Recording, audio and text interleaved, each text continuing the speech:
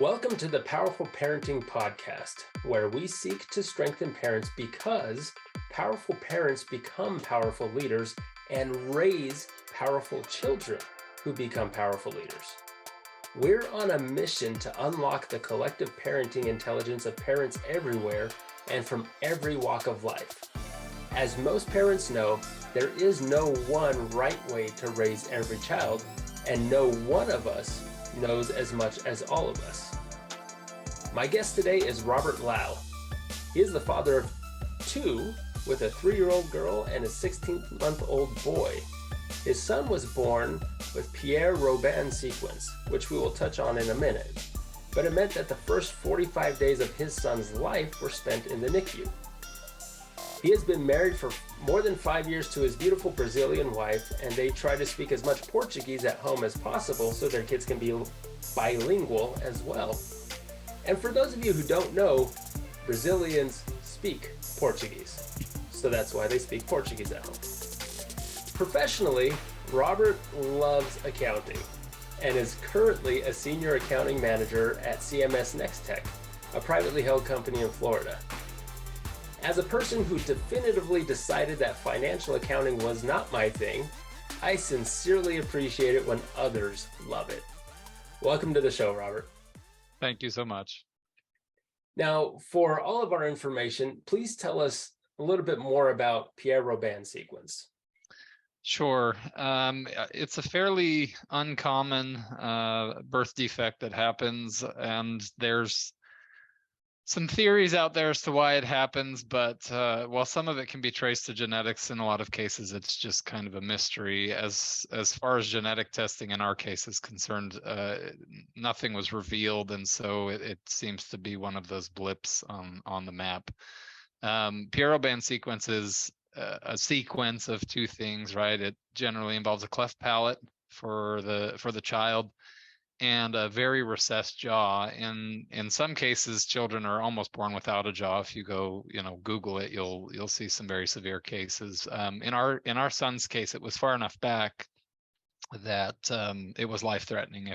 When we took him from the birthing room to the recovery room, we were both tired. I wasn't paying attention. He was on his back, and the nurse actually noticed that he turned blue, kind of between the trip.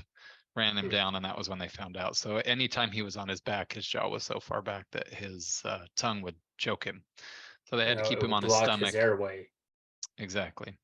So they had to keep him on his stomach. They transferred him from our local hospital here in Melbourne to Advent Health in Orlando. And after a couple of weeks of monitoring his jaw to see if it would kind of grow out on its own, they decided it would be best to get in and do surgery. So they basically broke his jaw, moved it forward, waited for the bone to fill in, and then from there we did a repair on his cleft palate, I don't know, around 10 months, and he's now got a little bit of speech therapy ahead of him, but other than that, he's happy and healthy and tearing everything down that he can. So well, that's good to hear that he is thriving enough to cause his parents at least a little bit of day-to-day maintenance of the home. It's interesting how kids just they come with their own personalities and their own vigor. Yes. But often you hear stories of children who had to overcome something early on in life who end up being a bit more vivacious Sure. in some way, shape, or form, right? Absolutely. I assume you'll discover more and more of what that is for your son and your daughter as they get older. Well, thank you for sharing that. That's because it's not common. I find it's just always important to be aware and to be cognizant of different challenges that parents and children might have in their lives. So I appreciate you helping us understand that. Oh, thank you. Thank you for asking. Now, back to my least favorite subject, accounting. I learned enough in my college courses to know that accountants are always seeking a balanced accounting equation. Being able to account for all revenues, all expenses, assets, etc., right? Everything needs to be in check, in balanced. Absolutely. And when there isn't a balance, you work to find where that imbalance is, Yes. and to account for it literally and figuratively as well, or to raise the flag if some sort of impropriety has occurred. Sure. Now, I want to relate accounting to parenting, because often parents can find themselves acting as sort of an accountant of number of chores completed, number of homework assignments due this week, and number of times the treatment of siblings fell short or exceeded expectations. This can be a helpful mindset to achieve at least some measure of efficiency and fairness in the home. But a danger that is too easy to slip into with that mindset, however, is the idea that the parent-child accounting equation has to be balanced on a regular basis. There are oftentimes, even in my own parenting and in my own life, where we start to get impatient with seeing the results of what we put into that parent-child equation. And parents can get very impatient and saying like, hey, I told you that 100 times and you're still doing this thing. And we easily forget that we are still trying to balance our own parent-child equation with our parents from when we were children. And often adults, and as they get older and have their own kids and their kids get older, we start to express that feeling of, man, I am so indebted to my parents. And that indebtedness really is an imbalance of an equation, right? Sure. So it becomes a fallacy a little bit of our thinking that equation can ever be balanced. Sure. And that can cause a lot of turmoil internally. And we'll touch on that a little bit more as we go through, I think. And don't be surprised if I bring up my least favorite topic throughout this discussion. Sounds good. I'll I comment where I really, can. I really truly do appreciate those who love accounting. Well, I love my accountant. thank you. For all accountants, whatever function or form they work, I also appreciate those who work with me and do taxes, because I hate taxes. So Yes. I especially love my tax accountant. they're worth their weight in gold, I'll tell you that. Absolutely. Now, during our intake and discussion prior to this podcast, you revealed that the hardest thing you've ever tried to do was both, I'm assuming you and your wife, going to school, working, and raising two children 2 years apart, and on top of it, raising them in a multicultural home and with bilingualism as a central feature of that. Tell us more about home life for the Laos, and what does that look like? And why is that the hardest thing you've ever tried? I think I would imagine anybody who gets married realizes, whether you're from the same culture or not, that just family cultures can bring out a lot of differences. After you get married, you go, oh, you do this way and I do this way, and sometimes you find you really care about how things are done, even though they're probably not the most important things. That came out at the beginning of my marriage with my wife. There were certain things just about how she was raised, not necessarily Brazilian culture or US culture, but then of course you add those things to that. And there was a lot to work out there, I would say. But then as we've kind of decided to start bringing our kids up and trying to figure out how do we parent and what values are we trying to instill and how do we balance maybe a little bit of our own expectations or our family's expectations about what will or won't happen with the kids. The multicultural thing can bring up some passionate subjects sometimes. Again, whether or not they deserve all the passion they get, I don't know, but they can get passionate sometimes. If you're comfortable, what can you give us an example of one of those topics that imbue passion into your relationship and family life? I would, and this will come. Well, I don't know how else to say it than get into it. But my wife, I would say the Brazilian culture in general is a lot more focused on organization and hygiene and that kind of stuff than the U.S. At least especially than the family that I grew up in. So the number of showers you take in a day, organizing things during the day, I mean, it's not uncommon in Brazil, at least in the walks. I won't generalize for all of Brazil, but where I have spent my time, to see people out like sweeping and cleaning the street right in front of their house. I would never do that. As maybe I'm wrong, maybe there are people in the US love to sweep the street, but I don't know very many. And so just even from the beginning, I would say that, the organization and cleanliness thing, I would say, came up. I'm also the baby of 10 children. So I really am not the most organized person of all time. So my wife really gets the short end of the stick, because not only did she marry an American, but she married the youngest of 10, who kind of had everything done for him. So that can bring up some things, and it comes up with our kids too, right? Obviously, I probably have a lower bar or expectation of my kids' organization, like putting things away, than my wife does. For her, it's like, as you had mentioned, I've told you this 100 times. Louise, our 3-year-old, you need to clean up after you're done playing. And I'm thinking, she's 3 years old. She's not going to clean up after she's done playing. And so that can come up as a topic between us of how are we trying to be consistent, where I may not care as much about one thing and my wife does a little more. And so, we want to present a united front in how we parent, but sometimes the passion can be more on one side than the other. Interesting. That's you introduce a topic that is pretty common in all marriages, and where there are cultural differences even between families. Sure. Right?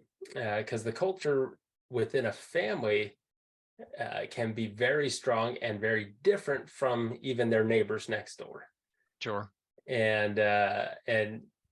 But it's almost easier to see when your spouse is from a completely different culture.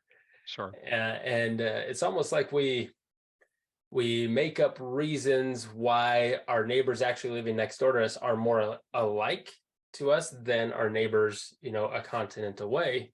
Sure. And but everybody has differences in how we do things, and which way the toilet roll should be put on the on the spindle, and all those things, how down to how socks should be folded or rolled, or neither. Just put in a basket and you go find two that fit. Doesn't matter if they match, right? Sounds about like me. I'm not Marie Kondo or whatever, but nothing sparks joy about organization for me. Well, it's interesting that you're in accounting then. Yeah, well, that kind of, yes, I do like to organize financials, but that's where it stops. Pretty much. It's interesting that I like a career that's so organized, because I do feel like I'm semi unorganized, and I think part of the interest is the challenge of getting something into a system that keeps me organized more than just being inherently organized. So gotcha. And that's important to have a challenge at work. It keeps it definitely from being boring every day. Agreed. Now, did you have 2 children when you decided to go to school, to have both of you go to school and work, or was this kind of all along in your marriage that this has been happening? No, this has kind of been ever since we got married. So I took a few years stepping back. I started at UVU. That was where you and I had met, right? And Utah Valley University, for anybody that doesn't know. For anyone who doesn't know. You know. Yes. I transferred to Brigham Young University. I was gung-ho on my plan to be an accountant, and the fastest way to get my master's degree was through their 5-year MAC program, right? And had that all aligned. But as as life would have it, I ended up taking a break. I had some things to work through, some depression, anxiety issues that had come up, kind of that just threw me. And so I stepped out of BYU and kind of focused on myself for a little bit. When I finally got back to going back to school, went back to UVU because they offered night classes, so I could kind of keep working. And that actually helped solidify the accounting for me, was kind of working in accounting and studying it at the same time. But putting me back a few years, and then by the time I got married, I still had 2 years to go to finish off my bachelor's degree, and I actually added a third year with an information systems minor. So when my wife got here, the focus was, I'm just trying to get done so that I can start earning more, so that maybe we'll have a little more disposable income than the poor Provo married student life. And so you of were course, seeking to upgrade your ramen. yes, absolutely. Okay. I didn't want I don't even know how you pronounce that brand anymore. Matron or whatever. I wanted to go to Nissan or whatever. Anyway, so, and then when she got here, she didn't speak any English, and so coming from Brazil and coming from where she was the equivalent of an LPN in Brazil, right? So she had been in her profession for 8 years and came and kind of had to start all over. And so she went into doing a maid service to start, and there were a lot of Brazilians, so she could kind of get by day to day with the people she was working with. Then at night she was doing different English classes. So we had some people through the church that we go to that would come over and do stuff once or twice a week. She was going to UVU and doing some like community English classes through their program, not the actual college, but they have kind of a community English course. Gotcha. And then from that she went into BYU Pathways, and actually she's now on BYU Idaho Online. So she's her English has come a long way from just barely being able to get by through immigration when she came from Brazil. And then of course I'd always known that I was going to get a master's, and so after I graduated in 2018, I took a year off, and that was when our first child was born. And I don't know, about 6 months after that, I started into a master's program online, and actually just finished that in August. I have a couple of certifications on my list, but nice.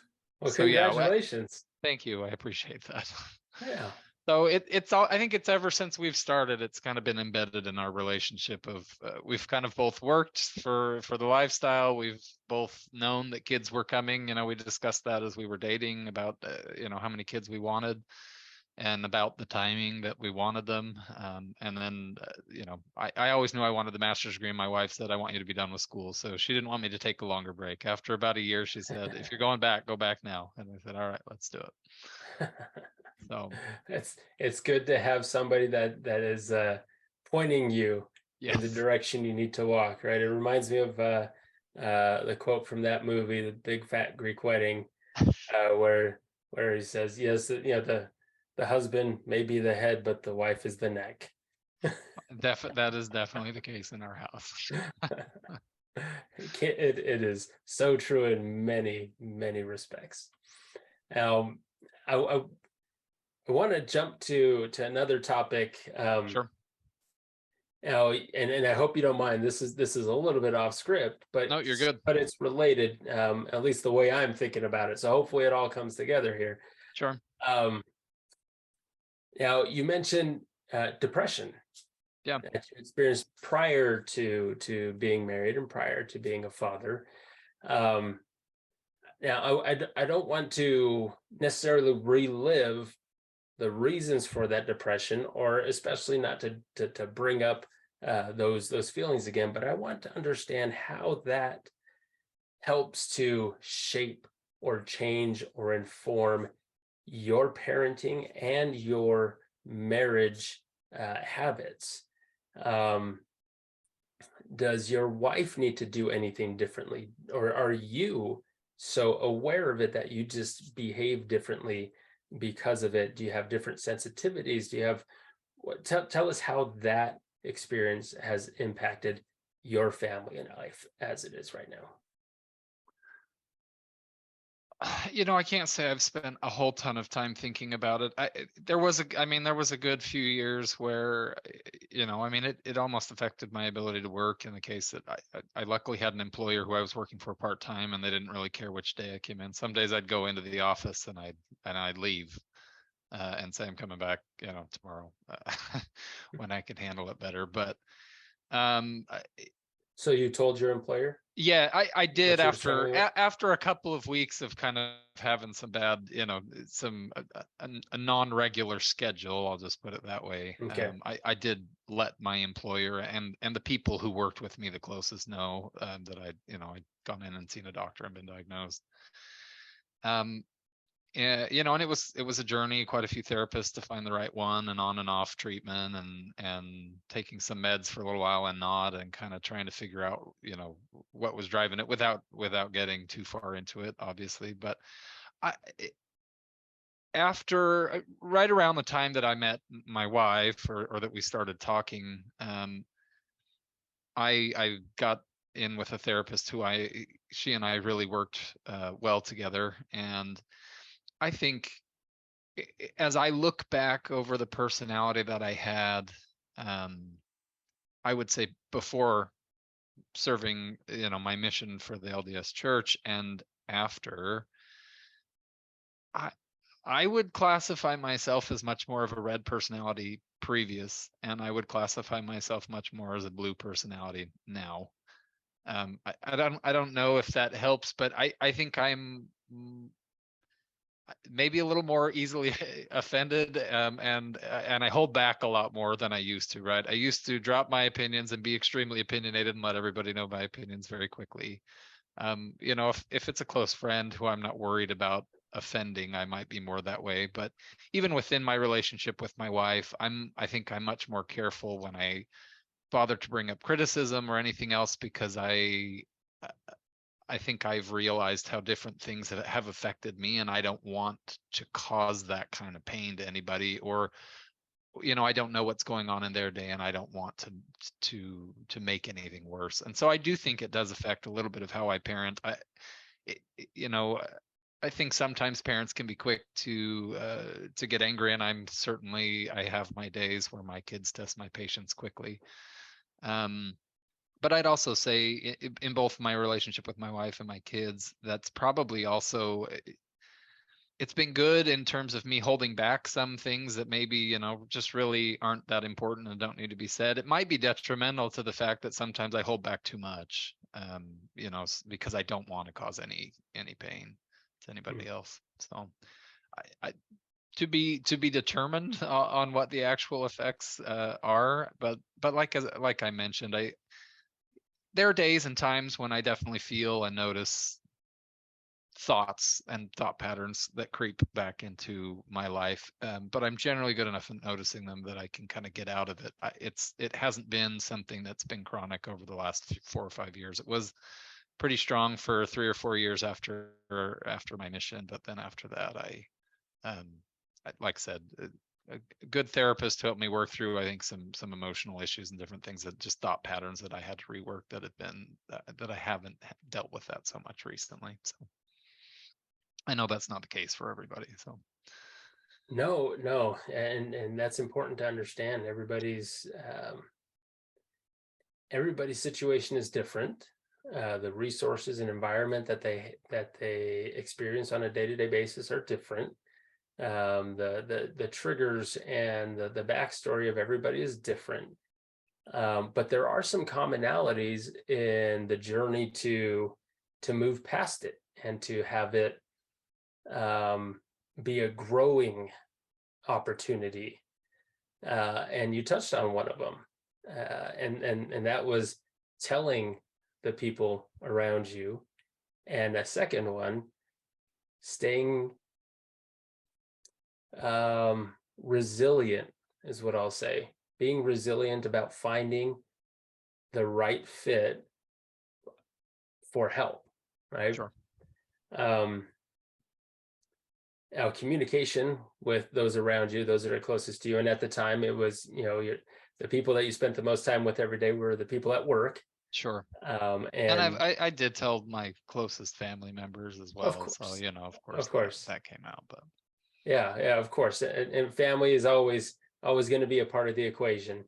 Uh, but uh, but to those around us, often people skip that step because they're embarrassed, because they're afraid, and for a number of other reasons. sure. But it is important to voice that experience that you're going through. Um, and who knows? Often you don't know if somebody else is also experiencing the same thing or has. Right. At a minimum, you do at least open the door to them to understand you better, Sure. and at best to be supportive and caring and loving towards you because you told them. I do a bit of work around ADHD and behavioral patterns around that as well. And I was talking to a friend of mine about it, and he's in construction, and I was talking about something like that I feel is missing in the tools, resources, and awareness side of ADHD. And what he said was kind of eye-opening to me, was that an employer's perspective, and he doesn't have ADHD, Sure. but from an employer's perspective, he said it would be really helpful to know what that looks like at work. And it made me think back to a time that I was working on with a different program where we worked with a lot of native indigenous people in the Utah area, and we were kind of focused on professional training and job seeking. And in a conversation, these hiring managers from companies around the area, we provided, and because they asked, we provided information of how cultural mores in different tribal settings would look at work. And it's just interesting to see that common theme of knowing, well, first, awareness that it's a thing. Second, that somebody in your immediate vicinity at work is experiencing this, or is native or indigenous, or is, it does have ADHD, Sure. is diagnosed with depression, and to know what that looks like. As humans, we won't go into the neurology of it, but our brains want shortcuts to make decisions. Sure. And often those shortcuts involve making judgments based on what we observe visually and what we hear orally. And we often call those prejudices. Sure. The word itself is prejudging. Sure. And it is that part of our brain. We all have prejudiced brains because the brain wants to work efficiently through everything that is processing. And that's kind of its innate default setting. Sure. But what challenges that prejudice is identifying with somebody that they know that is counter to what they thought they understood. Sure. And that's the moment where opening your mouth about your struggles with depression open the door for them to understand others potentially in their world a little bit better, a little bit more. If they've given any thought to it about, kind of recounting their experiences with you beforehand, and then during those 2 weeks where you said it was kind of like you might have looked like the non-model employee with your work schedule and effort and things like that, and then realizing, oh, this is because of what Robert just revealed to us and told us and shared with us. They now have that as a different frame of mind, that prejudice in their brain that had been programmed to look at somebody like that and say, man, Robert's slipping. He's he's just not dedicated anymore. He's just not doing his job well. To maybe pausing, hitting that pause button when they see it and saying, I wonder what could be going on. Right. And so it's such an important thing. Everybody talks about raising awareness about different things. Sure. But there's nothing more important than bringing the personal nature of that awareness. Sure. And that is, to tie that back to parenting here. You've got 2 kids. Do you plan to have any more? Jury's out. Jury's out. Okay, undecided. Yeah. No doubt, though, these 2 children will not live lives exactly as you lived yours. And already not, yes.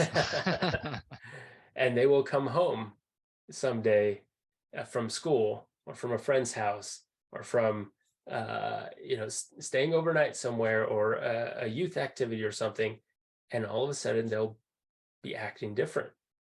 Or it could just be puberty and all of a sudden they're acting differently. And because you've had that experience on the other side of saying, hey, this is what's happened, and helping raise awareness in other people, that gives you an opportunity to be on the other side of that. Right. But often our children, and this is a point that I want to talk about, your kids are still young. Often we project what we think they should know by their age, but we add 10 years and then hold that as the expectation. You're 3, well, you should already know, what a 13-year-old understands. Right.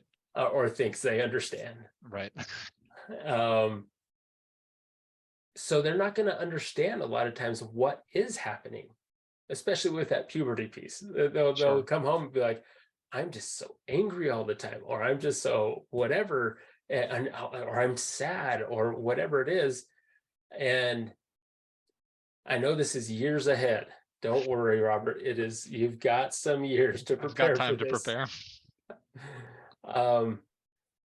Have you seen any of that already with your children, where you catch yourself maybe holding them to a standard that is not quite adequate to their age?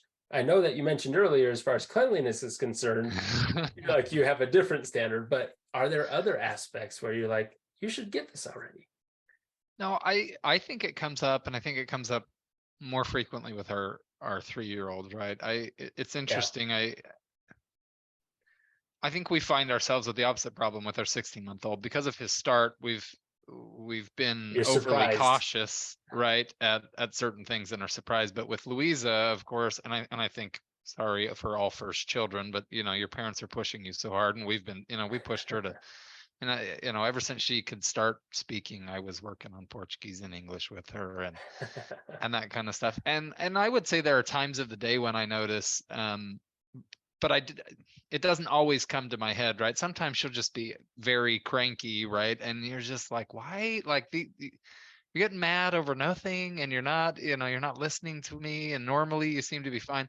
And of course, my wife would pick up on it much faster since she's with them. But she'd probably come by and be like, she's tired. I'd be like, oh, did she not have a nap today? No. Oh, and I think there are other times when she's really tall for her age. And again, same kind of a thing where it's almost like you look at her and take that mental shortcut of, even though I know she's 3, she looks like she's 4 or 5. So I think she should act like a 4 or 5-year-old. Right. Mm-hmm. And I don't know if there's any specific behavior, but the thing that's coming to my mind is the times when she specifically acts out and it takes me a moment to realize, oh, I think she probably hasn't had a nap, or she's hungry, or there's something altering her emotional state that maybe even she's not really aware of, right? She's probably not going to be the one to tell me that she's tired, but oh, she hasn't had a nap today, or she's starting to get to the point where she'll tell me she's hungry. But things like that where if she doesn't make me aware, sometimes my brain wants to take a judgmental shortcut of, come on, you're old enough, figure this out, instead of the, okay, what's what's going on here? What are the other possible factors that might cause her to act this way? Or you're tall enough, so you should be able to figure this out.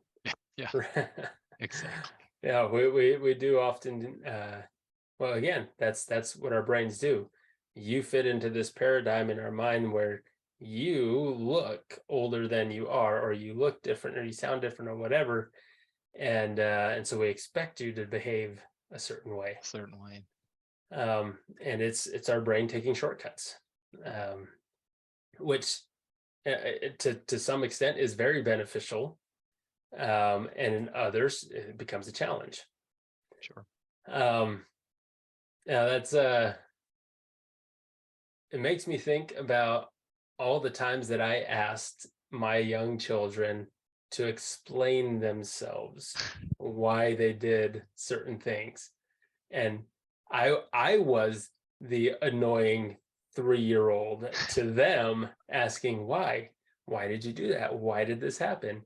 And now that a lot of my kids are grown, I realize that they didn't know why sometimes. Sure.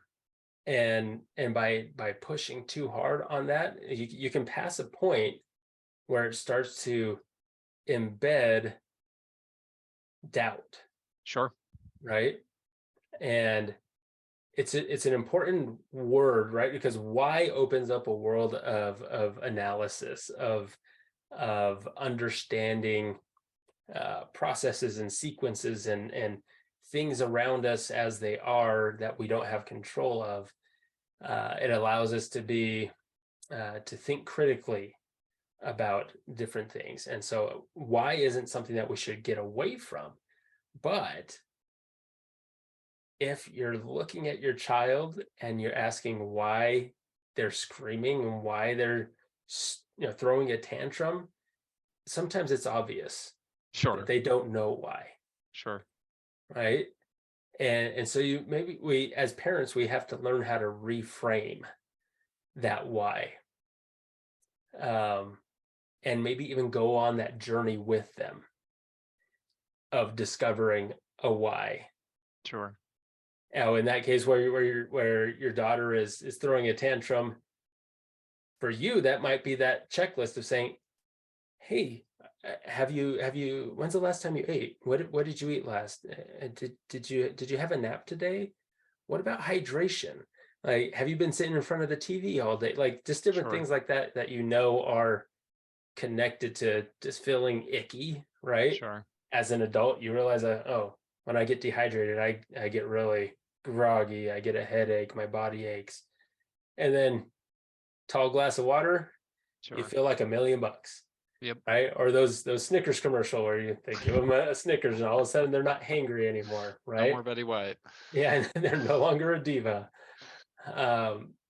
You understand those things as you grow older, but in order to help a child along, you've got to ask and reframe the why into questions that they can handle.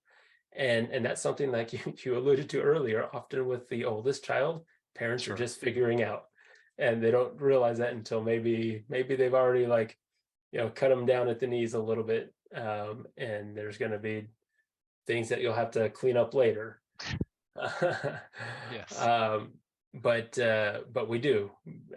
We end up realizing it if we're paying attention. If we're even halfway paying attention as parents, we see it. Yeah. And what will be, and I'm sure you've experienced this already, when the parent realizes that they were wrong and taking the step to show what apologies look like and what asking for forgiveness looks like, what humility looks like in terms of, hey, I know I don't know everything. I'm still learning. Your kids are literally watching you grow up as a parent. Right. Because you weren't a parent until she came into the world. Right. Right. And so you're really learning these things all along. Have you already had instances where you've had to apologize to your daughter? And how did that go? Tell us a scenario and how did that go? More than I would care to admit. Oh, I'm trying to think if there's been. I'd say one sometimes contentious moment is that my 3-year-old does not like to eat dinner. It seems most of the time. And Hashtag again, picky eater. yeah. I don't even know. Sometimes it's about the food. Sometimes I think she's just she'd rather be watching TV or playing with her toys or whatever. So whatever it is, sometimes that can be a stressful moment. And I've lost my temper with her once or twice there, and then and taken her to timeout or whatever, and of course raised my voice while I was going there. The whole point of putting her in timeout is to not raise my voice, but I raise my voice as I'm putting her in timeout, which doesn't help. Mm. But I'll go back and we'll re-go over, okay, when it's dinner time you need to eat, but then I'll also give her a hug and a kiss and say, I'm sorry, I shouldn't yell at you. You shouldn't yell at others. I shouldn't be doing that with you, to make sure that she knows that behavior that I exhibited was wrong, and that I still love her, right? So a lot of times there'll be a hug and a kiss there, and hey, I'm sorry, do you forgive me? Yes, and then I'll give her a hug, and we'll go back to the dinner table and try again. Yeah, that's dinner time is often a point of contention around 3 years old. Glad to know we're not the only ones. and timeouts aren't just for the children. Especially for new parents, timeouts are beneficial because you put your child in timeout, because exerting your authority and your responsibility as a parent, but it gives you a moment to think and process, right? Yep. And like you said, I mean, for anybody that's raised their voice at a young child, immediately and innately that did not feel good. Yeah.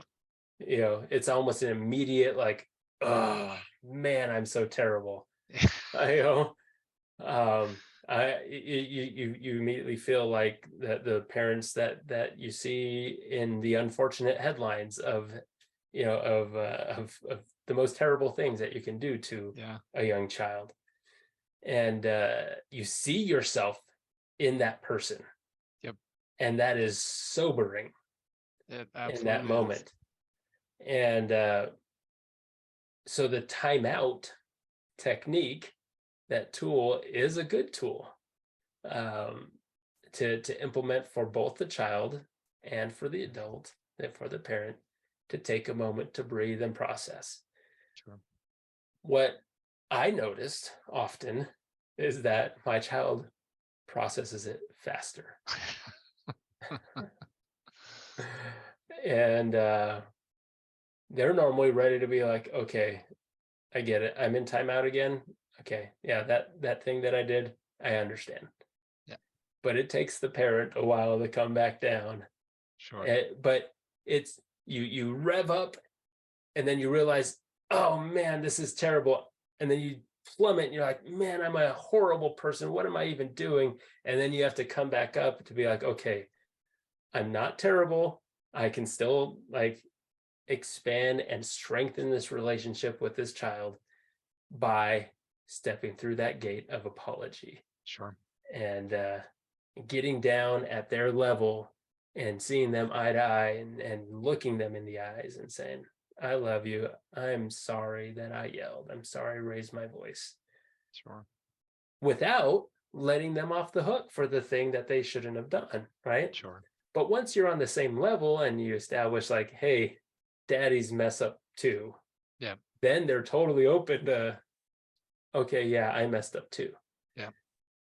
And what a great example that is. And in that moment, those multiple moments, it sounds like, yes. where you had to take that step. Yes. Often the step to elevate or to rise in your relationship with your child is a step down to get at their level. Sure. And to see heart to heart and eye to eye with where they're at. Sure.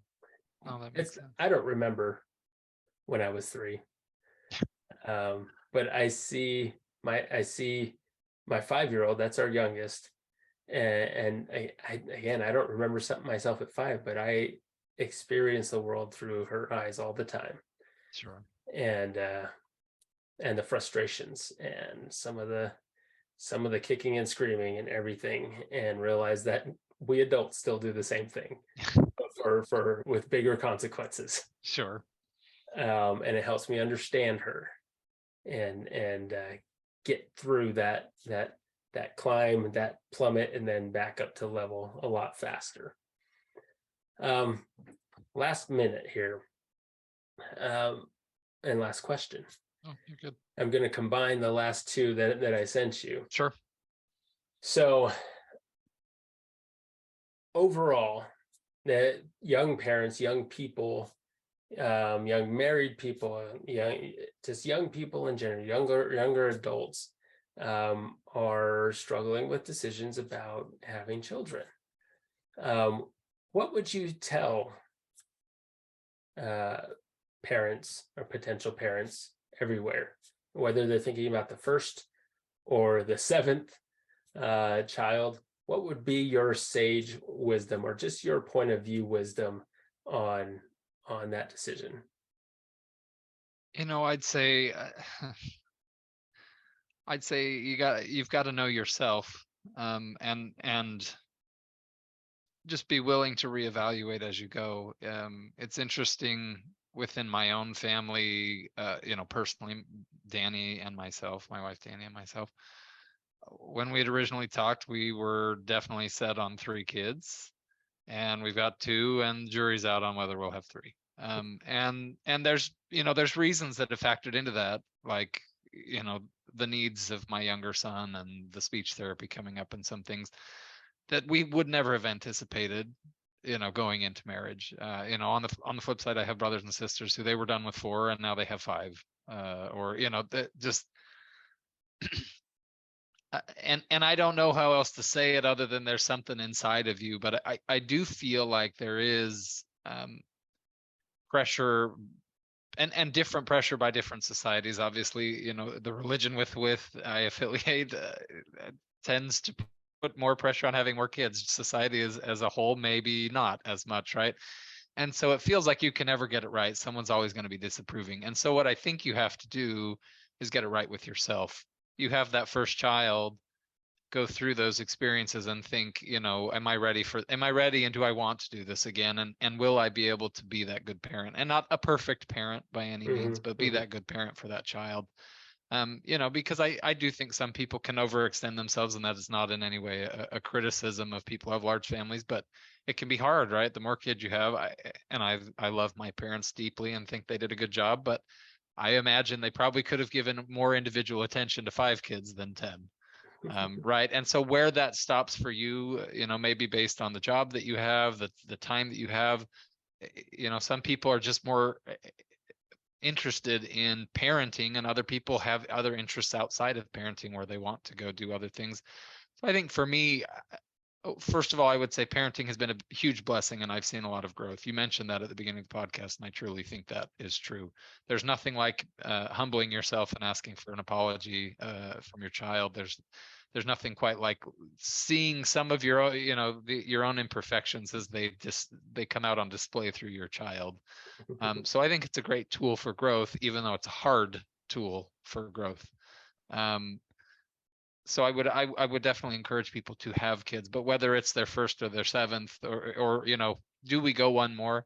That's obviously, I think, something where you've got to take the time to know you and what's going to make you happy. I do think bringing children into the world makes most people happier, even if they give up some of the material things that they might have otherwise had. But I do know that that there can be a breaking point. So where that is for each family, obviously, you've got to take the time to reflect and figure out what really happiness looks like for you and your family. Yeah, I appreciate that. Couldn't have said it better. If anybody is intent at all on learning and developing personal development, personal growth, that you have to introduce discomfort. And if you're looking for rapid fire discomfort, introduce a child into your life. And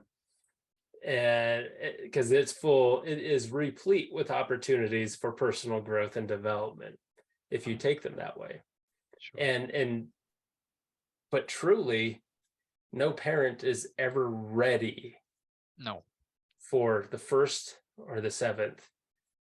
Where really it comes down to is and you alluded to this, your willingness to keep learning, your willingness to get down on that knee and apologize, to admit to yourself that I'm a work in progress as a person, and I will be a work in progress as a parent.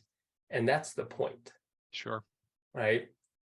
There is no ready where you have a checklist of everything that you have, and then if you have that checklist checked off, then you are going to be an amazing parent and have no problems. It just doesn't happen. Right? Agreed. So the most important thing I think you've exhibited quite well during this conversation is the willingness to see where you're falling short and to do something about it. And to have the more experience you have, the more open your eyes are, and the more open your heart is to learning and moving forward. And that's really the point of this podcast, is for parents everywhere to understand that they're not alone in the struggle, and that the struggle is so worth it.